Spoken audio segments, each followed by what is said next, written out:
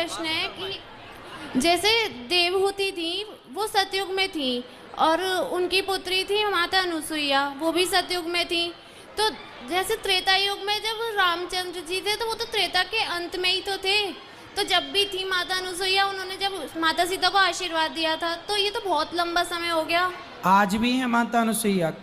कश्यपोत्री वशिष्ठस्य विश्वामित्रोथ गौतम जमदग्निर भरद्वाज। ये लोग सप्तऋषि हैं, अमर हैं, अर्थात ये बहुत लंबे समय तक, कई युगों तक रहते हैं। ये कोई सामान्य थोड़ी हैं बेटा। माता अनुसुईया तो आदि अनादि तक रहेंगी, फिर ये कोई सामान्य नहीं है। आज भी सप्त तारा आप देखते हैं आकाश में, जिसे पुच्छल तारा कहते हैं जी। तो ये 7 ऋषियों के सप्त तारा, उनमें एक माता अनुसुईया। कश्यपोत्री, कश्यप, अत्रि, ये सप्त ऋषियों में कश्यप, अत्रि, वशिष्ठ, ये सब लोग आते हैं, ये अमर हैं। अच्छा, और गुरुजी जैसे आप बताते हैं जन्म और मृत्यु ये भगवान के हाथ में है, ये हमारे हाथ में नहीं है। तो जैसे कोई अगर किसी की मृत्यु हो जाती है और उसकी उम्र बच जाती है, ऐसे कैसे हो सकता है? फिर अगर भगवान की मर्जी से वो मर रहा है तो उसकी उम्र पूरी हो जानी चाहिए। देखो, भगवान की मर्जी से तो जब मरेगा, जब वो अपनी मौत से मरेगा। लेकिन आप ज़बरदस्ती ट्रेन के आगे लेट जाओ, ज़बरदस्ती कोई फांसी का फंदा गले में डाल के झूल जाए, तो भगवान तो नहीं कह रहे कि तुम फांसी का फंदा डाल के झूल जाओ। तो ये जो आत्महत्या है ना, यह पाप है, अपने खुद पर किया गया पाप आत्महत्या कहलाता है। तो जैसे गुरुजी, जैसे राजा दशरथ जी थे, वो भी तो जल्दी मर गए थे, मतलब उनकी तो वो तो राम के वियोग में मरे थे ना बेटा, भगवान की याद में तड़प तड़प के मरे, फिर उन्होंने अपनी आयु राम जी को वापस कर दी। तो जो उनकी उम्र मतलब भगवान ने लिख के भेजी होगी, वो तो पूरी भेजी होगी ना, मृत्यु कब होनी है।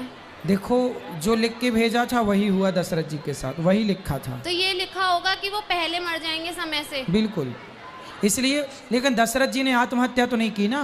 हाँ। आत्महत्या करना पाप है। और गुरुजी मेरा एक और प्रश्न है, जैसे आप बताते हैं जैसे सती माता सती हो गई, पार्वती जी हो गई या फिर सीता जी हो गई, सब एक ही तत्व हैं। तो जब माता सती रामचंद्र जी के सामने सीता जी का रूप धारण करके आई, तो वो सीता जी तो हो गई, तो रामचंद्र जी ने उन्हें माँ कह के संबोधित करा। हाँ, हाँ, तो लीला के लिए तो 2 बनी है ना। आप वैसे एक ही हैं वो। लीला के लिए तो देखो, ब्रह्मा विष्णु महेश तीनों एक शक्ति हैं, तो लक्ष्मी पार्वती और सरस्वती भी एक तत्व है। लेकिन उस समय वो लीला थी, और लीला में वो उन्हें अपनी माता मान रहे हैं। तो लीला में हम आपको माँ कहें तो फिर जैसे माँ कहें उसे पत्नी के रूप में स्वीकार कैसे करें? तो उस समय वो सीता जी के रूप में थी जैसे। हाँ, पर शंकर जी तो उन्हें माता मानते ना, पार्वती सीता को, और वो माता का रूप बना ली पत्नी होकर के, तो शंकर जी ने स्वीकार नहीं किया फिर। अच्छा, और गुरुजी जैसे आपने जो ये पुस्तक लिखी है, मैंने ये पुस्तक पढ़ी थी, इसके पेज नंबर 6 पे जैसे जो श्लोक दे रखा है उसमें उसका अर्थ दे रखा है। जब अर्जुन कृष्ण जी से ये कहते हैं कि मैं किसी की हत्या नहीं कर सकता, मुझे पाप लग जाएगा हत्या का, तो कृष्ण जी उनसे ये कहते हैं कि आत्मा नहीं मरती, सिर्फ शरीर मरता है। आत्मा को तो मरना मतलब वो अपराध बोध ही नहीं कहलाएगा। तो फिर किसी को हत्या कैसे लगती है, अगर मतलब किसी को मारना पाप नहीं हुआ तो? नहीं, मारना पाप है। वो स्थिति क्या थी, वहाँ धर्म युद्ध चल रहा है महाभारत का। हाँ, उस महाभारत के युद्ध में अर्जुन बोल रहे हैं कि मैं युद्ध नहीं करता, मेरे सामने पिताजी खड़े, दादाजी खड़े हैं, लोग खड़े हैं, मैं कैसे युद्ध करूं? उस समय युद्ध ना करने का संकल्प अर्जुन ने लिया, तो युद्ध कराना था, क्योंकि पापी का अंत तो करना था। हाँ, तो अर्जुन को समझा रहे हैं भगवान कि देख, मरता कौन है? शरीर। हाँ। आत्मा कभी नहीं मरती। यदि तू ये सोच रहा है कि ये तेरे मारने से मरेंगे, तो तेरे मारने से कोई ना मरेगा, लोग तो मरेंगे अपनी मौत से, तू निमित्त बन जाएगा अर्जुन, आत्मा कभी नहीं मरती। तो फिर अर्जुन को तो शायद दूसरा जन्म मिला था दोबारा से पश्चाताप करने के लिए।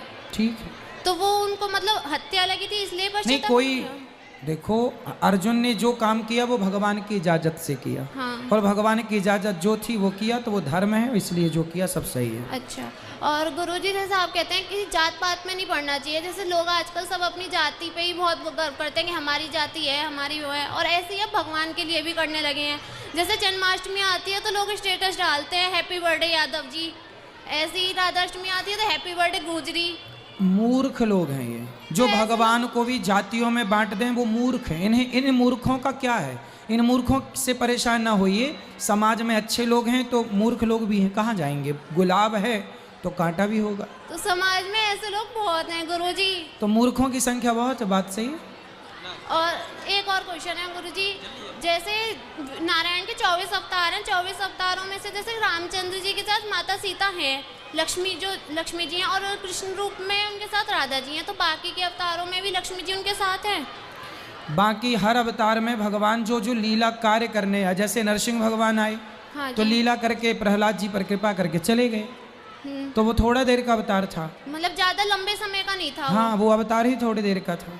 और जैसे रामचंद्र जी का जन्म जो हुआ है वो सूर्यवंश में हुआ है, तो उनके नाम के पीछे चंद्र क्यों लगता है? क्योंकि चंद्रमा बोले कि प्रभु आप दिन को आए तो रात को हम आते हैं, तो हम तो आपका दर्शन कर नहीं पाए। तो भगवान बोले कोई बात नहीं, हम दिन में आए तो सूर्यवंश में आए, पर आज से हम तुम्हारी इस भक्ति के कारण अपने नाम के पीछे तुम्हारा सम्मान रखेंगे, चंद्र लगाएंगे, तो रामचंद्र, इसलिए उसको सम्मानित करने के लिए। इसलिए धन्यवाद गुरुजी। जय श्री नारायण।